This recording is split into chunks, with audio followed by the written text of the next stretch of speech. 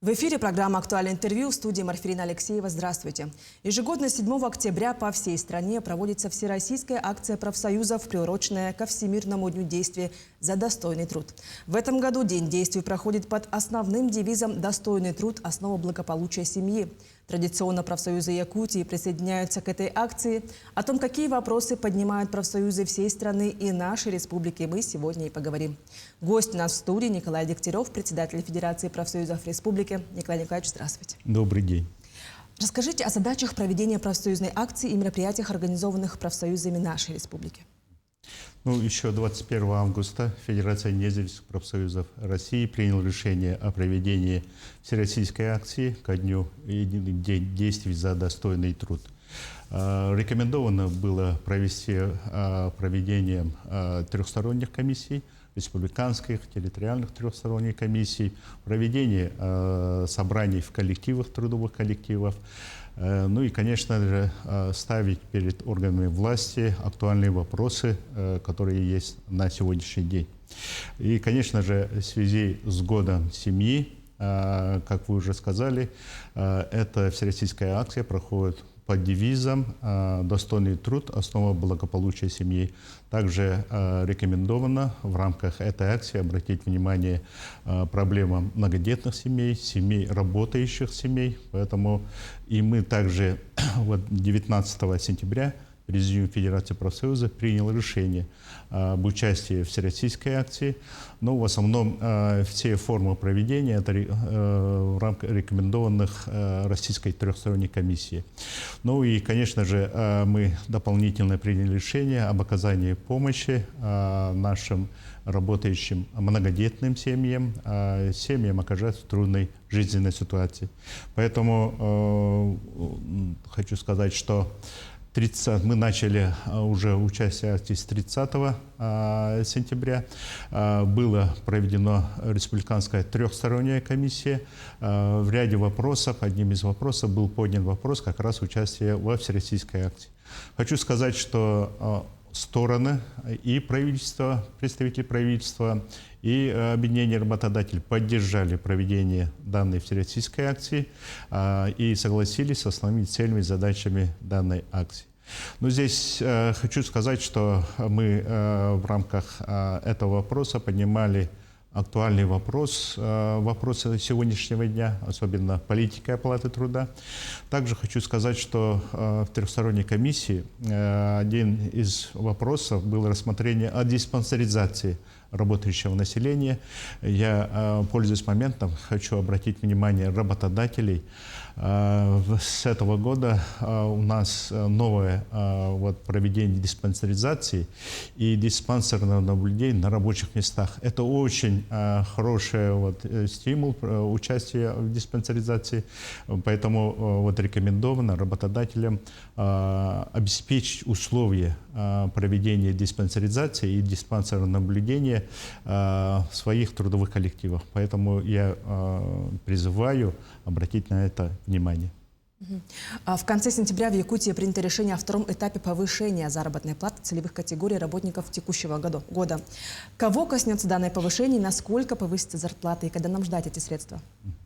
24 сентября на очередном заседании правительства Республики Саха-Якутия было принято постановление о повышении заработных плат целевой категории бюджетных работников под номером 441.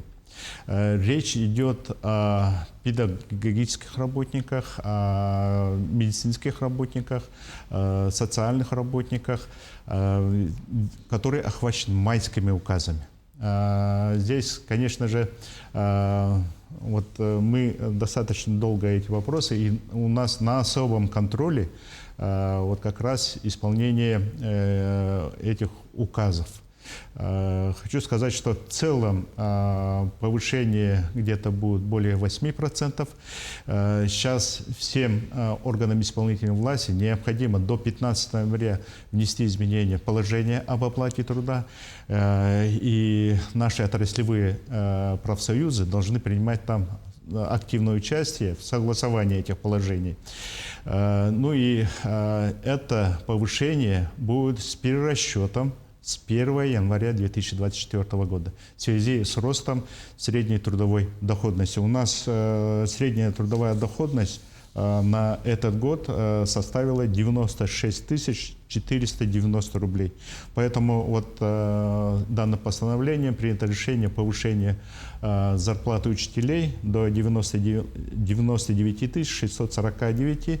Воспитатели дошкольного образования, это в среднем по образованию, от уровня среднего по образованию зарплата зависит, 86 418. В целом повышение коснется более 54 тысяч работников бюджетной сферы. Ну и здесь дополнительно из государственного бюджета будет выделено 4 миллиарда 655 миллионов рублей, а со средств ОМС для работников, медицинских работников 2 миллиарда 460 тысяч рублей. Ну, здесь еще раз хочу напомнить и попросить своих коллег принять самое активное участие в разработке нового положения оплаты труда. Какие предложения профсоюза ставите перед правительством республики по повышению заработной платы прочим категориям бюджетных работников? Ну, по прочим, хочу сказать, что в этом году достаточно высокий рост. У нас МРОТ в Российской Федерации на 18,5% и достиг 22 440. Но с учетом того, что туда не включается районный коэффициент северной надбавки, у нас в Республике Саха-Якутия эта сумма также достаточно выросла. Поэтому мы, как вы знаете, индексацию прочим категориям повышение у нас с 1 января всего лишь на 5,5%. И фактически у нас вот дифференциация оплаты труда между специалистами и неквалифицированными работниками фактически приравнялась. Да, у нас положение прописано, 3% разница, но с учетом этого МРОТа это всего лишь 1400 рублей. Поэтому мы говорим о том и настаивали, чтобы у нас прошла вторая индексация с 1 июля этого года. Мы долго с правительством этот вопрос обсуждали, согласовывали, но в связи со сложностью бюджета правительство нас не поддержало в этом вопросе. И буквально вот как раз на 24 сентября, когда обсуждался проект бюджета следующего года, мы еще раз настаивали на том, что необходимо вот с 1 октября рассмотреть данный вопрос. Ну, здесь, конечно, мы понимаем, что бюджет сложный, но если мы не примем решение в этом году, то с 1 января следующего года у нас МРОТ повысится еще на 16,6%. И достигнет, если с учетом наших районных коэффициентов, 56 100 рублей это для центральной Якутии. Поэтому фактически вот, зарплата неквалифицированных работников и специалистов будут одинаковы.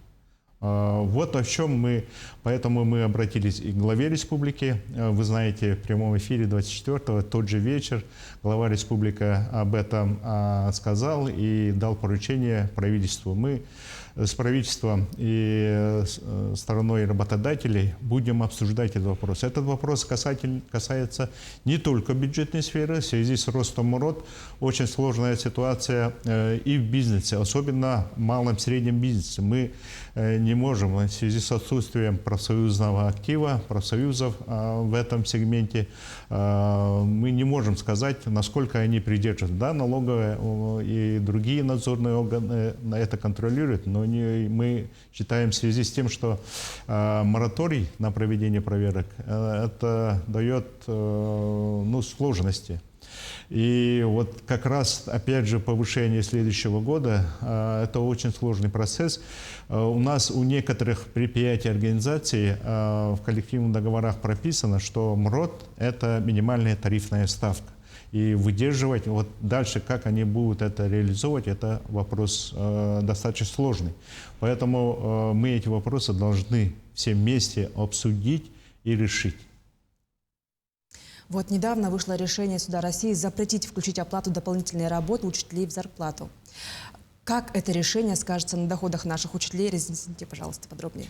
Да, действительно, 23 сентября 40-е постановление Конституционного суда.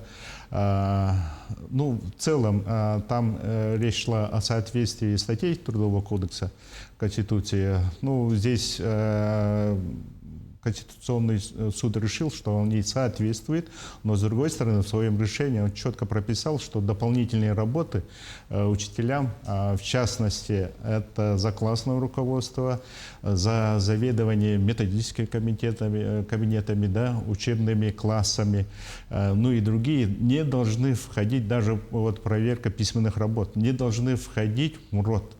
У нас, если сейчас уже дано, и мы обсудили, сейчас Риском профсоюза образования проводит мониторинг соответствия этому, но мы уже можем сказать, что вот проверка тетради письменных работ однозначно в МРОТ входит.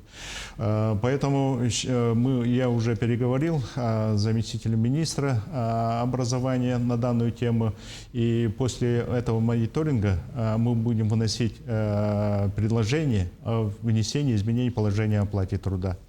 Но здесь хочу сказать, что решение Конституционного суда это касательно не только образования. Мы уже и другие отрасли в соответствии вот МРОТ. Мы говорим, МРОТ – это оклад или минимальная тарифная ставка. Поэтому вот в этом направлении тоже будет проведена работа. Какую помощь оказывает профсоюз республики участникам СВО и членам их семей? Ну, с начала СВО мы приняли решение и даже внесли предложение включения в коллективные договора материальной помощи, оказания материальной помощи не только членам СВО, а их семьям. Поэтому фактически во всех коллективных договорах, ну и в нашем республиканском соглашении это прописано. Мы уже вот, ну, по стоимости, скажем, около 300 миллионов рублей профсоюзам оказана помощь. Но помощь продолжается, она у нас на особом месте, и, надеюсь, все наши коллеги и трудовые коллективы присоединяются. Николай Николаевич, спасибо, что вы уделили время и ответили на наши актуальные вопросы. Но я напомню, в эфире была программа «Актуальное интервью». До встречи в эфире.